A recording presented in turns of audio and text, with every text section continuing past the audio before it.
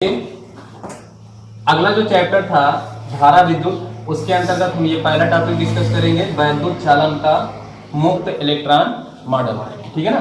यानी अगर धातुओं में या ऐसे चालक पदार्थों में अगर विद्युत का प्रवाह होता है तो उसमें क्या क्या चीजें होती है, वो चीज हम लोग इस लेक्चर में देखेंगे, डिस्कस करेंगे। अब जैसे देखो, हम ये जानते हैं कि प्रत्येक पदार्थ, जो पदार्थ होता है वो आपका परमाणुओं से मिलकर बना होता है। पहले आप ऐसे कह सकते हैं कि छोटे छोटे कणों से मिलकर बना होता है, उसके बाद में छोटे छोटे कणों से मिलकर बना होता है, फिर वो अणुओं से मिलकर बने होते हैं। अणु जो होते हैं वो किसमें मिलकर बने होते हैं? परमाणुओं से मिलकर बने होते हैं। ठीक। दूसरी चीज है, लेकिन हम केवल यही देखेंगे, परमाणुओं से मिलकर बनी होती है, परमाणु से मिलकर। यानी हर एक पदार्थ, कोई भी चीज है, वो उसमें परमाणु जरूर होता है। अब क्या परमाणु अविभाज्य? बहुत पहले तक तो यही माना जाता था कि परमाणु जो है अविभाज्य है, वो एक जो पदार्थ की सबसे सूक्ष्मतम इकाई है वो परमाणु को ही मानते थे। लेकिन बाद में बहुत सारे वैज्ञानिकों ने कहा नहीं, ऐसा नहीं है, और इसको ये अविभाज्य नहीं है, इसे विभाजित किया जाता है। बाद में इसमें जो है कई और सारे कण, जैसे आपका इलेक्ट्रॉन है, प्रोटॉन है और न्यूट्रॉन, मुख्यतः ये तीन हैं तो आगे और भी, जैसे मेसान है, पाई मेसान है, पॉजिट्रॉन है, एंटी पॉजिट्रॉन है, बहुत सारे है ना, न्यूट्रिनो है, तो बहुत सारे पार्टिकल होते हैं, ये न्यूक्लियस के पार्टिकल होते हैं। तो उस पर हम नहीं डिस्कस करेंगे केवल, लेकिन जो मेन होते हैं वो आपके तीन हैं। कौन कौन? इलेक्ट्रॉन, प्रोटॉन और न्यूट्रॉन। अब इन इलेक्ट्रॉन, प्रोटॉन और न्यूट्रॉन में इलेक्ट्रॉन आपका निगेटिवली चार्ज होता है, इस पर ऋण आवेश होता है, प्रोटॉन पर धन आवेश होता है, और न्यूट्रॉन आवेश रहित होता है, यानी इसके पास कोई आवेश नहीं होता है। बात समझ रहे हो ना? तो ये तीन चीज इसकी टेंडेंसी हो जाती है। अब इलेक्ट्रॉनों की क्या खासियत होती है कि ये क्योंकि ऋण आवेशित होते हैं तो धन आवेश को अपनी तरफ खींचते हैं, और धन आवेश क्या करते हैं? ये इलेक्ट्रॉनों को अपनी तरफ खींचते हैं। बात समझ रहे हो ना?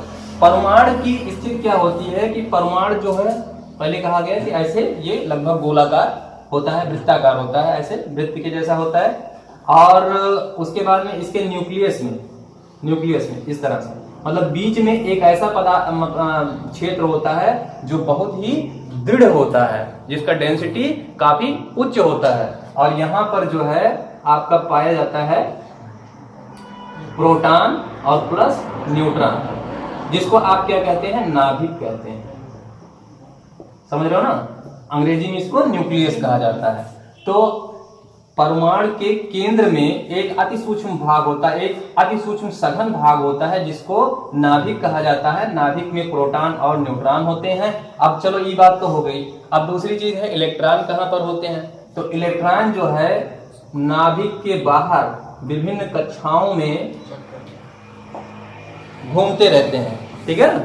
चक्कर लगा, रिवॉल्व करते रहते हैं। ठीक है, इधर ऐसे चारों तरफ इलेक्ट्रॉन जो है इसके घूमते रहते हैं। ये तो अलग बात है कि कहां पर इलेक्ट्रॉन घूमते हैं, कहां पर नहीं घूमते हैं, इसको आप रदरफोर्ड मॉडल में आपको अच्छे से बताया जाएगा, लेकिन उतना हम गहराई तक भी नहीं जाते हैं। बस खाली इतना जान लेते हैं कि न्यूक्लियस होता है, न्यूक्लियस के चारों तरफ इलेक्ट्रॉन इसके विभिन्न कक्षाओं में परिभ्रमण करते रहते हैं, घूमते रहते हैं। अब अगर ये न्यूक्लियस है, यहाँ पर पॉजिटिवली चार्ज है, और ये इलेक्ट्रॉन है निगेटिवली चार्ज है, ऋण आवेशित है, तो उस स्थिति में क्या होगा कि यहाँ पर ये एक दूसरे को अट्रैक्ट करते हैं। मैंने आपको शुरुआत में ही बताया था, जब मैंने फिजिक्स स्टार्ट किया था तो मैंने आपको बताया चार्ज आर टू टाइप, है ना? आवेश जो होता है दो प्रकार का होता है, एक ऋण आवेश होता है, दूसरा धन आवेश होता है। अगर एक जगह पर दो एक जैसे आवेशों को इकट्ठा किया जाता है जिनकी प्रकृति एक है, अर्थात प्लस प्लस या माइनस माइनस, तो वो हमेशा रिपल्सन करते हैं। रिपल्सन का मतलब प्रतिकर्षण करते हैं। इसके अलावा अगर दूसरा दो अपोजिट प्रॉपर्टीज वाले चार्ज को एक जगह पर लाया जाता है, जैसे प्लस और माइनस को एक जगह पर लाया जाता है, तो वो एक दूसरे को अट्रैक्ट करते हैं, आकर्षित करते हैं। समझ रहे हो ना? तो यहाँ पर देखिए, ये positive charge, negative charge, opposite इसकी टेंडेंसी है, तो उस स्थिति में ये दोनों एक दूसरे को अट्रैक्ट करते हैं। अब जो इलेक्ट्रॉन ना न्यूक्लियस के ज्यादा करीब होता है। देखो ये इलेक्ट्रॉन न्यूक्लियस के ज्यादा करीब है, ये वाला उससे थोड़ा दूर है, ये उससे दूर है, ऐसे और जब और कक्षाएं होती है क्योंकि इलेक्ट्रॉनों की संख्या बहुत ज्यादा होती है, और तो इस तरह से है ना। तो ये क्या है, जैसे जैसे दूरी न्यूक्लियस से बढ़ती जाती है अट्रैक्शन फोर्स जो होता है यानी प्रतिकर्षण बल जो होता है वो कम होता जाता है। दूरी बढ़ने के हिसाब से प्रतिकर्षण बल क्या होता है, कम हो जाता है। वैसे भी हम इसको कहां से कह सकते हैं, कूलॉम के नियम से कह सकते हैं, बिकॉज अट्रैक्शन फोर्स जो होता है F इनवर्सली प्रोपोर्शनल होता है R स्क्वायर के, इनवर्सली प्रोपोर्शनल होता है R स्क्वायर के, है ना। तो इस तरह से यहाँ पर जो है अगर दूरी बढ़ती जाती है तो बहुत तेजी से ये घटने लगता है, बिकॉज यहाँ पे अगर A1 है और R स्क्वायर मान लो आप यहाँ पर 2 सेंटीमीटर या मीटर ले लेंगे तो उस स्थिति में क्या होगा, मीटर तो होना यूनिट संभव ही नहीं है, बट यहाँ पर और छोटी राशि को, लेकिन जो कुछ भी राशि होगी उसका पहले वर्ग हो जाएगा, तुरंत क्या हो जाएगा, स्क्वायर हो जाएगा, और उससे वो और भी छोटी हो जाएगी। तो ये कहने का मतलब ये है कि ये मतलब अट्रैक्शन फोर्स जो है तेजी से घटता है जैसे जैसे उसके बीच की दूरी बढ़ती जाती है। लास्ट में क्या होता है कि जो इलेक्ट्रॉन नाभिक से सबसे ज्यादा दूर है यानी बाह्यतम कक्षा के इलेक्ट्रॉन, इसको क्या क्या कहते हैं, आउटर मोस्ट सेल इलेक्ट्रॉन यानी बाह्यतम कक्षा के इलेक्ट्रॉन। आउटर मोस्ट सेल के इलेक्ट्रॉन होते हैं कक्षा के इलेक्ट्रॉन।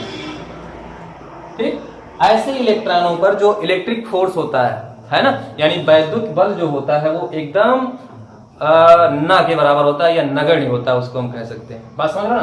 तो जो बाह्यतम कक्षा के इलेक्ट्रॉन है उन पर जो अट्रैक्शन फोर्स है वो बहुत कम होता है, उसको हम नगण्य मान लेते हैं। उस स्थिति में क्या होता है कि जो इलेक्ट्रॉन है वो पूर्णतया नाभिक से स्वतंत्र हो जाते हैं। वो क्या होते हैं, नाभिक से पूर्णतया स्वतंत्र हो जाते हैं। और ऐसे ही इलेक्ट्रॉनों को जो नाभिक से पूर्णतया स्वतंत्र होते हैं उनको क्या कहते हैं, मुक्त इलेक्ट्रॉन कहते हैं, या अंग्रेजी में इसको फ्री इलेक्ट्रॉन कहते हैं।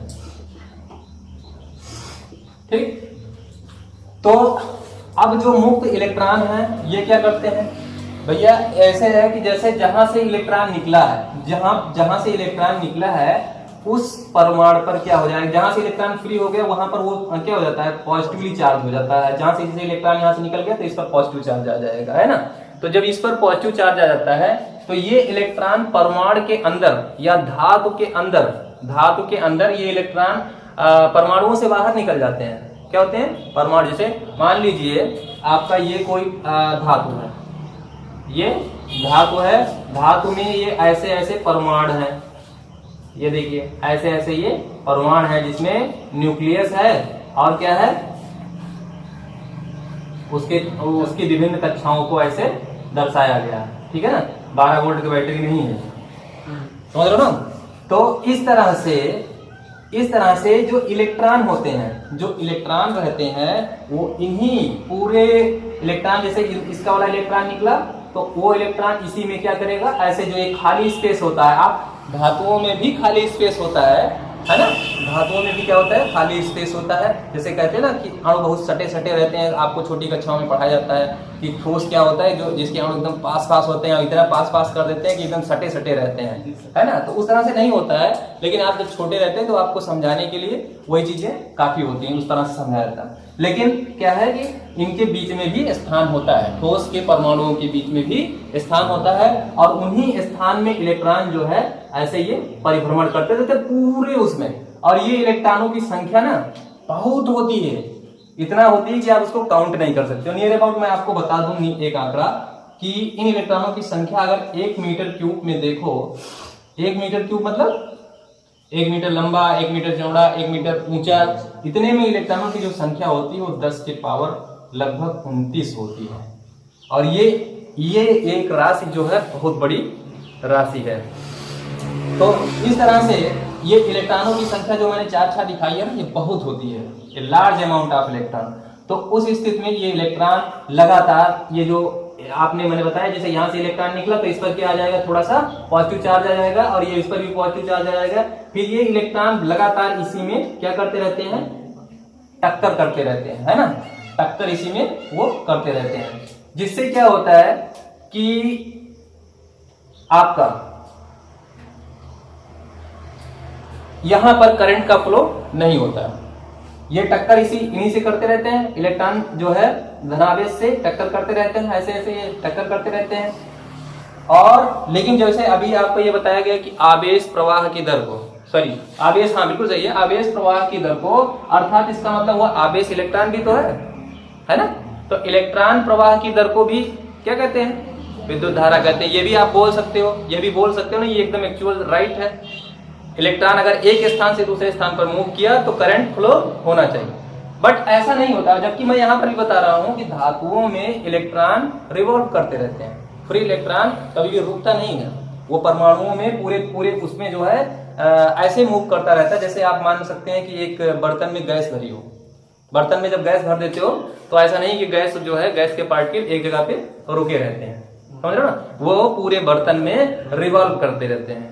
गैस जब किसी बर्तन में आप भरते हो तो उस बर्तन का दाब होता है, प्रेशर होता है। जैसे आप गुब्बारे में गैस भर देते हैं तो गुब्बारा फूल जाता है, ज्यादा भर देते हैं तो फट भी जाता है। तो क्यों फट गया? क्योंकि वहां पर अंदर जब गैस ज्यादा भर देते हैं तो उस स्थिति में जो अंदर होने वाला एक दूसरे से गैस के अणु टकराते हैं, उन्हीं की वजह से दीवारों पर दबाव आता है। ज्यादा गैस भर देते हैं तो वो जो दाब होता है अंदर से वो ज्यादा हो जाता है, और गुब्बारे की तो एक सीमा है, उससे ज्यादा उसमें दबाव सहन नहीं कर सकता है, फलस्वरूप गुब्बारा फट जाता है। बात समझ रहे हैं ना? तो इस तरह से इलेक्ट्रॉन इसमें रिवॉल्व करते रहते हैं और उनके रिवॉल्व के बाद में भी करंट का फ्लो इसमें नहीं होता है। तो यही है आपका वैद्युत चालन का मुक्त इलेक्ट्रॉन मॉडल। बात समझ में आया? अब इसके अगले टॉपिक में हम डिस्कस करेंगे कि हमारा जो इलेक्ट्रॉन है वो अगर धातुओं में फ्लो करता भी है, धातुओं में अगर वो फ्लो करता है तो एक तरफ मैंने कहा कि अगर इलेक्ट्रॉन एक स्थान से दूसरे स्थान पर मूव करता है, मानी अर्थात इलेक्ट्रॉन गति करता है तो करंट फ्लो होती है, निश्चित 100% श्योर है करंट फ्लो होगा। बट मैं यहाँ पर तो बोल रहा हूँ कि इलेक्ट्रॉन फ्लो भी करते हैं और बहुत तेजी से करते हैं, इतनी तेजी से करते हैं कि अब मैं क्या बताऊं। ये देखिए मीटर प्रति सेकेंड, इतनी स्पीड से वो अंदर घूमते रहते हैं, दौड़ते रहते हैं, लगातार टक्कर होती रहती है। इसको क्या कहते हैं? ऊष्मीय वेग कहते हैं। बट इसके बावजूद भी करंट नहीं फ्लो होती। तो क्यों नहीं फ्लो होती है, अगले टॉपिक पर